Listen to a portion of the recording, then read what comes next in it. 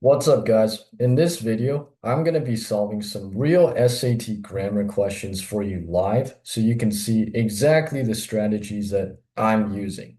Now, SAT grammar is one of the most repetitive types of questions that you'll see in the English section, but everybody overcomplicates it. At the end of this video, you'll see how SAT grammar, if done correctly, will actually be one of, if not the easiest type of question you'll see in the entire English section. Now, before we get into it, I have a quick favor to ask. If you're prepping for the SAT right now, subscribe. Every week, I'll drop strategies just like these that other SAT tutors are going to charge you hundreds of dollars per hour to teach. You don't want to miss one. So, with that out of the way, let's get into it. So first, let's talk about the main types of punctuation that you're going to come across and how they are used. So as far as punctuation goes, you really only have five types. Okay, a period. What do you use a period for? You're going to use that to separate two independent clauses, right? Like end a sentence, separate two complete sentences. That's what a period is for. Now, second big kind of punctuation you're going to come across is a semicolon. And you have two use cases for this. The most common one, actually exactly the same as a period. Separate two independent clauses. But you have a second use case of a semicolon too, which is to separate a list of lists. What do I mean by that? Sometimes you will have a list of things where each individual list item already has a bunch of commas. So you can't separate those individual items with another comma because then that's way too many commas. That's where the semicolon comes in. Now, third type of punctuation is a colon. What do you use colons for? Really, any kind of elaboration. Okay, so this could include listing examples, a more detailed explanation, really any time where you are going deeper, more specific into something you already said before. That's what a colon is going to be used for. Now, your next kind of punctuation is a comma. There are many things that you're going to use commas for. Most simple one, listing listing different items. You separate different items in a regular list. You're going to use a comma. A comma by itself, you're going to separate an independent and a dependent clause. So you need one of each. Um, a comma can also be used to um, separate useless information. Okay, and what do I mean by that? That is when you read a sentence, sometimes you'll come across a chunk of words that just clearly does not need to be there, right? And like this is stuff that could go into parentheses, just a purely extra description or something like that, that the sentence makes perfect sense without. And one way you can deal with that is to put two commas around that piece of extra information to really show that it's completely extra to the sentence, that you really don't need it.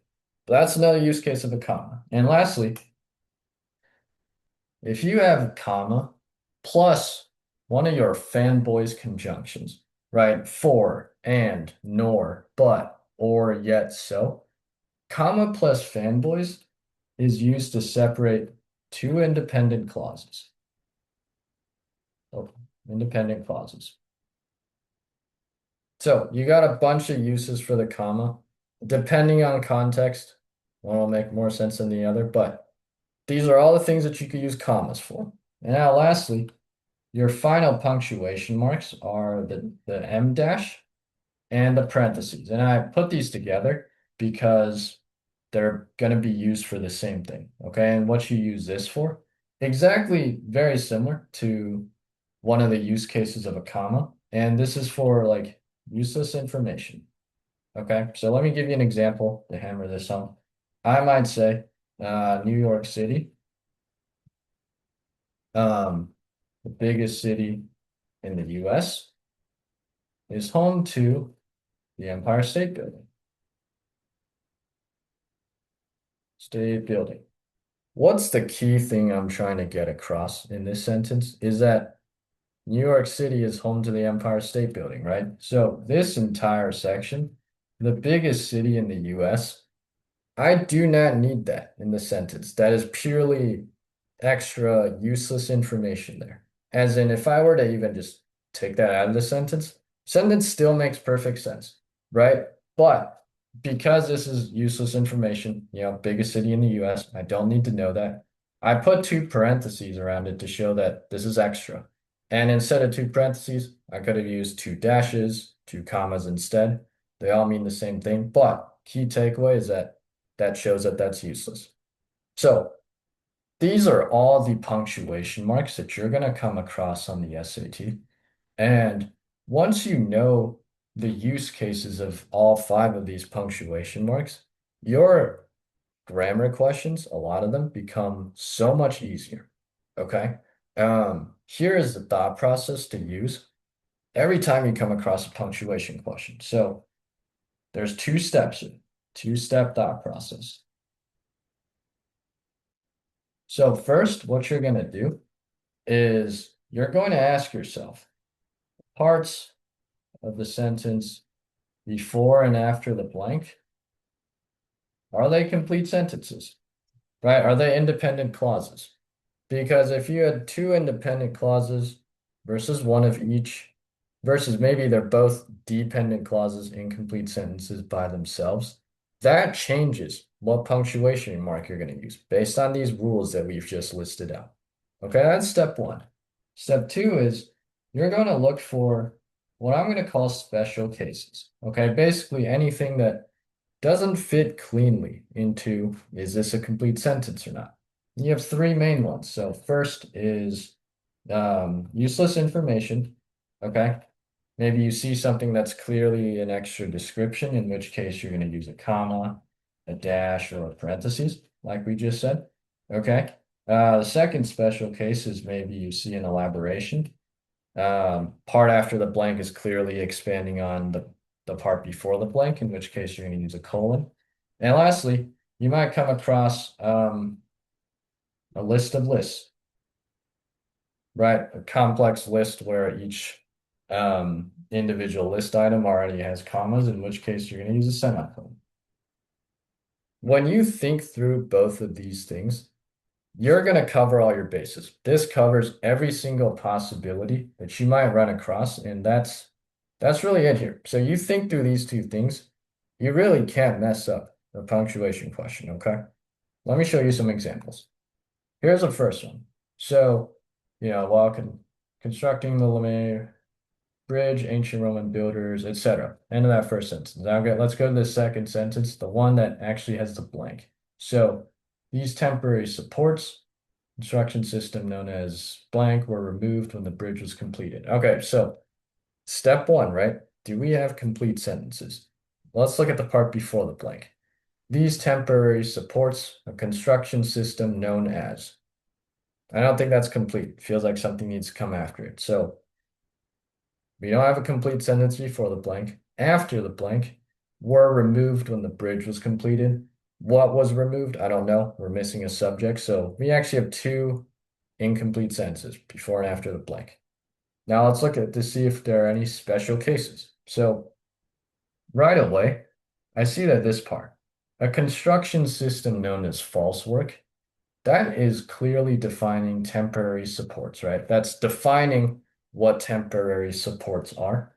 And when you see a definition like that, that is almost always going to be extra information, right? Because if I were to just get rid of this, and the sentence now says like these temporary supports were removed when the bridge was completed, that makes perfect sense. So that part in there, I really don't need that in the sentence. So I have a case of useless information here.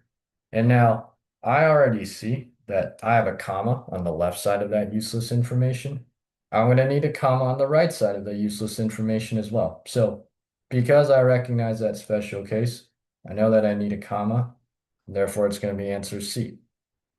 All right, let's go to the next one. So here, same thought process, okay? First, let's look at the parts before the blank after the blank and see if they're complete sentences. So here, right? 2022 Nobel Prize was awarded to three pioneers in the field of click chemistry.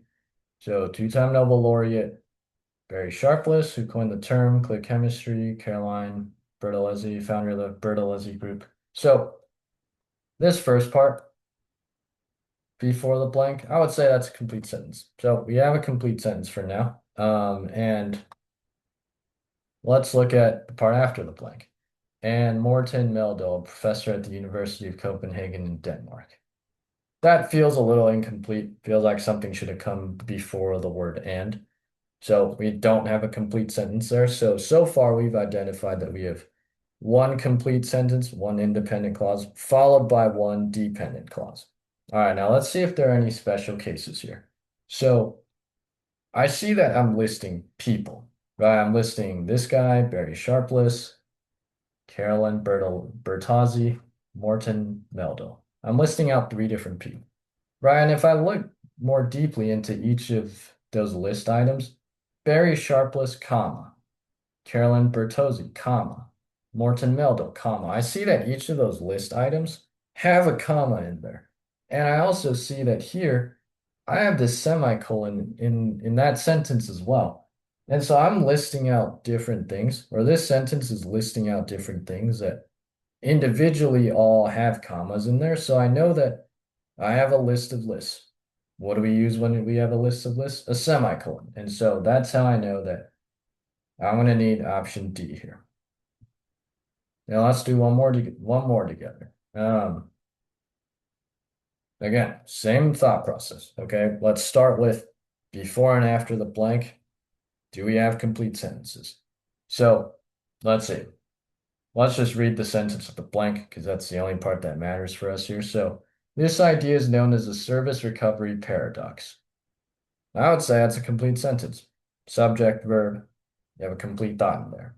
Then now let's read the part after the blank.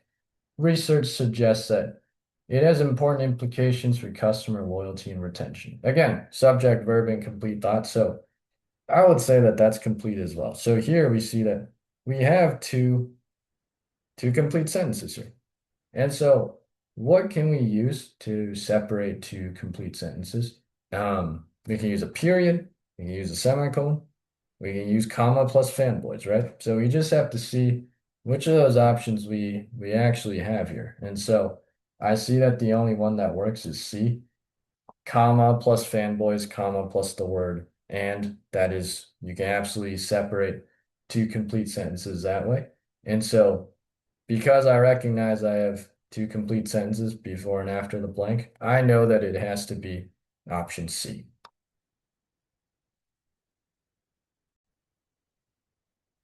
That's it, guys. I gave you a sampling of some real SAT grammar questions that might show up. And really, for all grammar questions you're going to come across, it's the same thought process. Grammar questions really are extremely repetitive. And once you get down those grammar rules, and there are really only so many of them, your grammar questions on the SAT will just require you to figure out which rule to apply in which instance. And because there aren't really that many rules, once you get really familiar with this, your grammar questions will be the easiest question type in the entire English section. Thanks for tuning in. If you found this helpful, subscribe. That helps me make a new video every week. And I'll see you guys in the next one.